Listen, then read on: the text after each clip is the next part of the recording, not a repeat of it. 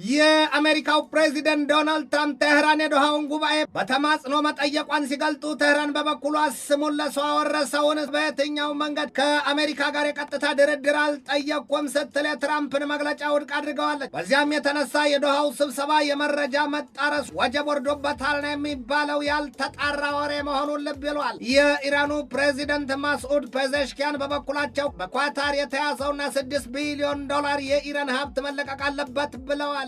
እስራኤልም በወገኗ ከኢራን ጋር አዲስ ጦርነት ሊከፈት ይችላል ብላለች። እስራኤል የጦር መሳሪያ ጥበቧ መራቀቁን ያስመሰከረችበትንም ብቃቷን የተለያዩ የጦር መሳሪያዎቿን በህዋ ላይ ለመገንባት ማቀዷ ተሰምቷል። ይህንኑ ርዕሰ ጉዳይ በዓለም አቀፉ ትንታኔ ዘገባችንም መርጠን ተመልክተነዋል። ከትንታኔ ዘገባው ጋር ትዕግስቱ ቀለነኝ የቀና ሲታጣ ይመለመላል ጎባጣ ይሏል። ከአሜሪካ ጋር ያላት መተማመን የመሸርሸሩ ነገር ያሳሰባት የምትመስለው አይሁዳዊቷ ሀገር እስራኤል ባለፈው ሳምንት ፖለቲከኞቿ የአሜሪካው ፕሬዚደንት ዶናልድ ትራምፕ ከኢራን ጋር የመግባቢያ ስምምነት ጉዳይ ሲያወሩና ሲያስወሩ ወዲያም ጠቅላይ ሚኒስትሯን ቤንያሚን ኔታንያሁን ጸያፍ ስድባቸውንም ሳይቀር ያወረዱባቸውና ክሬዚ ያሏቸውም ሳይዘነጋ እስራኤላውያኑ ፖለቲከኞች ከእንግዲህ ለጦር መሳሪያ ቢሉ ለወታደራዊ ድጋፍ የወዳጃችንን ሀገር አሜሪካን ደጃን ጸናን ፊታናይም ራሳችንን ችለን የጦር መሳሪያ እናመርታለን ሲሉ ለራሳቸው ቃል መግባታቸው አይዘነጋም። ራሱን የማይችል አንገት የለም አሊያም ላም ቀንዷ አይከብዳትም። ምን ሆኖባት እስራኤል ዛሬ ላይ ለዓለም አዲስ ዜና አስነግራለች። በመከላከያ ሚኒስትሯ እስራኤል ካትዝ አንደበት ነው ያስነገረችው። እስራኤል aims to build space based laser weapons ነው ያለችው። እኒያ ሌሰር የሚሏቸው የጦር መሳሪያ አይነቶቹ ከህዋ ላይ ሆነው ሲተኩሷቸው ሊከላከሏቸው ቀርቶ ሊያስቧቸው ይቸግራል ነው የሚባለው። ከዚያም ውጭ ያሉ የእስራኤሉ የመከላከያ ሚኒስትር እስራኤል ካትዝ ከዚያም ውጭ እስራኤል ከኢራን ጋር በአዲስ ስሌት ወደ ጦርነት ለመግባት ተሰናድታለች ነው ያሉት። የመከላከያ ሚኒስትሩ በዚያ የህዋ ላይ መርዘኛና መዘዘኛ የጦር መሳሪያ ግንባታ የሀገራቸውን እቅድ ማብራሪያ ቶሎ አልገቱትምና እንዲህም አሉ። እስከዚህ ዘመን ከቶም እስከዚህ ቀን በዓለም ላይ የትኛውም ሀገር የሌለውንና ያላቀደውን የህዋ ላይ ጥቃት ለመፈጸም የሚያስችለንን የጦር መሳሪያ እንገነባለን፣ በዚያም ከዓለም መሪዎች የተለየንን ሆናለን ብለዋል። ካትዝ ሲቀጥሉም ሀገራቸው በመከላከያና በማጥቂያ መሳሪያዎች ዘርፍ በዓለም ላይ በመሪነት ካሉ 3 ባለግዙፍ የጦር ኃይል ሀገራት መካከል አንዷ ትሆናለች ሲሉ አብራርተዋል። እስራኤል ያንን ከሰራችና ካጠናቀቀች በኋላም የጠላቶቿን የትኛውንም ኃይል ለማጥቃትና ለማውደም ያስችላታል። በማጠቃለያ ንግግራቸው አሉ ካትዝ ይህንን ከአጋር አባር ሀገራት ጋር ያለንን ግንኙነት እናጠናክራለን፣ ግን ደግሞ አንድ ነገር መዘንጋት የለበትም። እስራኤል ከኢራን ጋር ወደ አዲስ ጦርነት ልትገባ እንደምትችል ሲሉም ማስጠንቅቀዋል። የበላችሁ ያገሳታል፣ በላይ በላዩ ያጎርሳታል ይሏል። ኢራን ወደ እስራኤል ሚሳይል ብትተኩስ እስራኤል ባላት ጥበብና ኃይል ተጠቅማ ኢራንን ትመታታለች፣ ታዳሽቃታለች ነው ያሉት። በኢራንና በእስራኤል መካከል እንደ አዲስ ወደ ጦርነት የሚያስገቡ 2 ነገሮች አሉ። ምን ያሉት ካትዝ አንደኛው በአሜሪካና በኢራን መካከል የተደረሰው ስምምነት የማይጸናና የሚጣስ ከሆነ፣ ሁለተኛው ደግሞ ኢራን በቀጥታ በእስራኤል ላይ ጥቃት ከሰነዘረች ያኔ ያሉ ካትዝ ያኔ የኔ ትዕዛዝና መመሪያ በእስራኤል በራሷ ብቻ የሚመራ ጦርነትን በኢራን ላይ ማወጅ ይሆናል ነው ያሉት። አንድ ነገር መዘንጋት የለበትም አሉ። ደግመውም ሰውየው እስራኤል የትራምፕን ጥረት ዝቅ አድርጋ አትመለከተውም፣ የዲፕሎማሲ ውጣ ውረዳቸውን ታከብራለች፣ ግን ደግሞ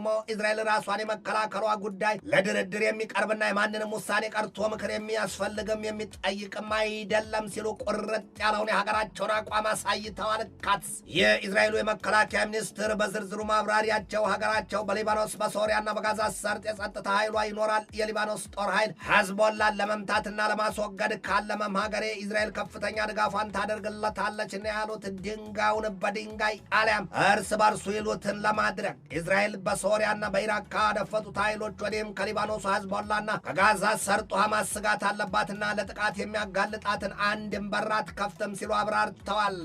ኢራቅ በበኩሏ በምድሯ ያሉትንና በኢራን እንደሚደገፉ የሚነገርላቸውን ታጣቂ አንጃዎች እያሳደደችና እያዳነች እስከ አውሮፓውያኑ መስከረም 30 ቀን ድረስ ትጥቃቸውን ልታስፈታቸው የመጨረሻ ቀነ ገደብ አስቀምጣላቸዋለች። ይህንን የተናገሩት ደግሞ በዋሽንግተን የጉብኝቱ ዋዜማ ላይ ያሉት አዲሱ የኢራቁ ጠቅላይ ሚኒስትር አሊ አልራይዲ ናቸው። ኢራቅ በደርዘን የሚቆጠሩ በኢራን የሚደገፉ ታጣቂ ኃይሎች ያሉባት ሀገር ናት። እንደ አብነትም ዘ ፖፑላር ሞቢላይዜሽን ፎርስ ሲል ተጠቃሹ ነው። ኢራቅ ያንን ውሳኔ ተወስንና ታስፈጽም ዘንድ ደግሞ የስንግ ያዘቻት አሜሪካ እንደሆነች ይነገራል። በኢራቅ ሌሎቹ በኢራን የሚደገፉት ሁለቱ ኃይሎች ደግሞ የካታይብ ኢማም አሊና የአስሃይብ አህል አልሐቅ መሆናቸው ተገልጧል ሲል የአሻር ቃላውሳት ዘገባ በስፋት ይተነትናል። እነዚያ አሁን በኢራቅ ያሉ ታጣቂ ኃይሎች በተባለው መልኩ ትጥቃቸውን ፈተው ሰላም የሚያወርዱ ከሆነ እስራኤል አንደኛው ሳምባው ጋር ተነቀለላት እንደማለት ነው። ያለበለዚያ ደግሞ ታጣቂዎቹ ትጥቅ አንፈታም ካሉ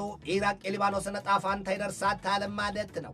አሁን ኢራንስ ብትሆን በኢራቅ ትደግፋቸዋለች የሚባላቸው ታጣቂ አንጃዎች አሜን ብለው ትጥቃቸውን ያስረክቡ ዘንድ ትፈቅድ ይሆን የተባለውን ጊዜ መጠበቅ ነው። በአውሮፓኑ መስከረም 30 መሆኑን ልብ ይሏል። ኢራን በበኩሏ በሰፊው ከትናንትና ጀምሮ ሲወራ የነበረውንና ከአሜሪካን ጋር የታቀደውን የኳታር ዶሃውን ድርድር በዚህ ሳምንት አይታሰብም ነው ያለችው ሲል የአናዶሉ ዘገባ ይተነትናል።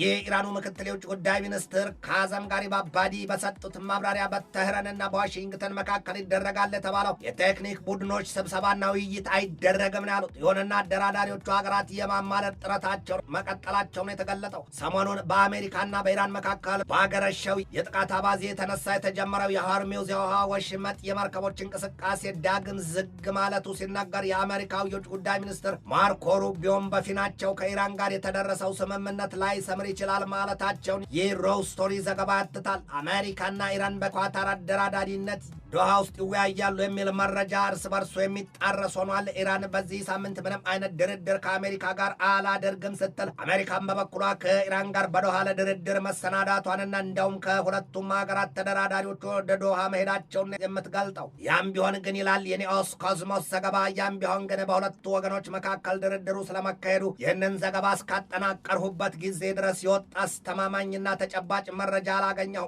የአሜሪካው ፕሬዚደንት ዶናልድ ትራምፕ አማቻቸውን ጃሬድ ኩሽነርና ልዩ መልእክተኛቸውን ስቲቭ ዊትኮፍን ወደ ዶሃ ልከዋቸዋል። የኢራኑ የውጭ ጉዳይ ሚኒስትር አፈቀላጤ ኢስማኤል ባጋሄ በሰጡት ማብራሪያ ደግሞ ኢራንም የቴክኒካል ቡድኗን ወደ ኳታር መላኳን ሲገልጡ የኢራን ቡድን ግን ከአሜሪካ ልዑካን ቡድን ጋር ተገናኝቶ እንደማይወያይም ነው ያስታወቁት። ባለፈው ሰኔ 17 የአውሮፓኑ ቀን ተደርሶ የነበረውና በሆርሙዝ የውሃ መተላለፊያ ወሽመጥ የነዳጅ ጫኝ መርከቦችን ዝውውር የፈቀደው ስምምነት በኢራን በኩል ከመርከቦች ታስከፍል የነበረውን ክፍያ አሳጥቷታልና ኢራን ልቧ ማፈንገጡ ይነገራል። በአሜሪካ ወገንም ቢሆን ፕሬዚደንቱ በቀጣይ ህዳር ወር የኮንግሬሱ ምርጫ ቀርቦባቸዋልና በሐሳብና በጥርጣሬ ናላቸው መዞሩን ዘልቀውና ጠልቀው የሚያሳዩባቸው ብዙዎች ናቸው። ኢራን በሆርሙዝ የውሃ ወሽመጥ መተላለፊያ ፈንጂ ተቀብሯል በሚል የዓለም አቀፉ ህብረተሰብ ፈንጂ አጸዳለሁ ሲል የያዘውን አቋም ፈጽሞ መቃወሟም ነው የተሰማው። ያንን እቅድ ያቀረቡት ደግሞ የፈረንሳው ፕሬዚደንት ኢማኑኤል ማክሮን ናቸው ሲሉ የኢራኑ ምክትል የውጭ ጉዳይ ሚኒስትር ካዘም ጋሪባባዲ አስታውቀዋል። ቤተሰሪ በኋላ ነው የሚመጣው ይሏል። አሊያም ያርጋጃና ጓጅሉትን ያስታውሷል። ኢራን ትላቸዋለች የፈረንሳውን ፕሬዚደንት ኢማኑኤል ማክሮንን ይቅርቦት ወዳጃችን፣ ይህንን ነገር የማወሳሰብ ስሌትና ቀመር ቁማር ሆኖ ያስበላውታልና ይቅርቦት ስትል ደጋግማ መክራቸዋለች፣ አስጠንቅቃቸዋለችም። ማክሮን የዚያን መሰል ዱለት የዶለቱት ደግሞ የኦማኑ ሱልጣን ሃይታም ቢን ታሪክ በፓሪስ ጉብኝት ባደረጉበት ወቅት ነው። አጸድቅ ብዬ ባዝላት ተንጠልጥላ ቀረችን። አሁን በዚያ የመካከለኛው ምስራቅ ቀጠና ነገሩ ሁሉ ተመሰቃቅሏል። እስራኤል አሜሪካና ኢራን በያዙት ስምምነት የለችበትም፣ ራሷን አጥብቃ አርቃለች። ማንን ይዞ ጉዞን ይሏል። አሜሪካ ደግሞ ላያገባት በገባችበት የዚያ የኢራን ድርድርና ስምምነት ይብሱን በሊባኖስ እስራኤል ከያዘችው ብርቱ ጥቃት ጋር ምስቅልቅሉ የወጣና ውልና ፍቺው የማይታወቅ ቋጠሮን አድርጎታል። ኢራንና ኦማን ደግሞ በጋራ ያዋቀሩት ኮሚቴ በሆርሙዝ የውሃ መተላለፊያ ወሽመጥ ጉዳይ የመጀመሪያ ስብሰባቸውን ማድረጋቸው ተነግሯል። የሆርሙዝ የውሃ መተላለፊያ ቀጭኑ ወሽመጥ በፋርስ ባህርና በኦማን ባህር መካከል የሚገኝ ስልታዊ የነዳጅ ጫኝ መርከቦች መተላለፊያ ስፍራ ነው። 20 በመቶ የዓለም የነዳጅ ዘይትና 25 በመቶ የተጣራ ፈሳሽ ጋዝም የሚተላለፈው በዚያው የሆርሙዝ የውሃ መተላለፊያ ወሽመጥ ነው። ያ ስፍራ የሆርሙዝ የውሃ መተላለፊያ ወሽመጥ ለእስያና ለአውሮፓ ሀገራት እንዲሁም ለአሜሪካም ጭምር እትብት ሆኖ የሚያገለግል እንደሆነ ግልጥ ነው። የሆርሙዝ የውሃ መተላለፊያ ወሽመጥ ኢራንን ከኦማን የሚለየው ስፍራ ነው። በኢራንና በአሜሪካ መካከል ተደርሷል የተባለውን ስምምነት አፍራሽ መልክ ያላቸው ክስተቶች ይታያሉ፣ ይሰማሉ ነው የሚባለው። የኢራኑ ፕሬዚደንት ማስዑድ ፔዜሽኪያን ዛሬ ማለዳ ላይ በሰጡት ማብራሪያ በኳታር ተይዞ የሚገኘው 6 ቢሊዮን ዶላር የሚገመት ሀብታችን ይለቀቅልን ሲሉ ጥሪ አቅርበዋል፣ ጠይቀዋል።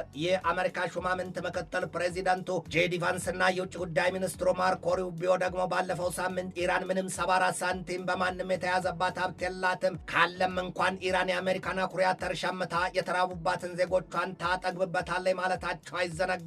ጦር ከጦር ይቀድማልን ያስታውሷል። ኢራን በዚያ መሰል ግዙፍ ጦርነት ውስጥ ሳለች እንኳ ዜጎቿ መራባቸውን የሚገልጥ ዜና ተነግሮባት አያውቅም ይሏታል። እናም ኢራን የምን አኩሪ አተር ነው ከአሜሪካ የምገዛው የምፈልገው ገንዘቤን ነው ስትል የጸና አቋሟን ታሳያለች። ኢራን ከራሷ ተርፎም በዚህ ወቅት አስከፊ የርዕደ መሬት አደጋ ለመታት ቬኔዙዌላ እርዳታ ለመስጠት መዘጋጀቷን መናገሩ አይዘነጋም። ይህ ደግሞ አቡን ቄስ ናቸው ወይ ቢሉት ታርፎት ያቀስሳል አለው ይሉትን ያስታውሱበታል።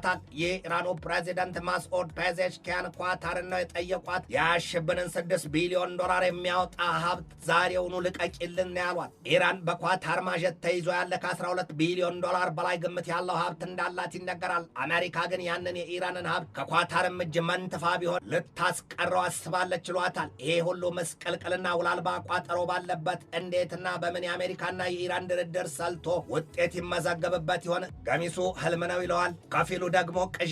ዛሬ በወጣ መረጃ ግን ተስፋ ቀለብ ነውና የነዳጅ ዘይት ዋጋ መቀነሱ ተሰምቷል። በበርሜል 72 ዶላር ገብቷል ነው የተባለው። ምን ያህል ግን አስተማማኝ መሆኑ አልተገለጠም። በኢራንና በአሜሪካ መካከል የሚባለው ድርድር የማይሰራና ውጤቱ የማያምር ከሆነ የነዳጅ ዘይት ዋጋ ይጨምራል። በሌላም መገለጫው ጦርነቱ ዳግም ያገረሻል።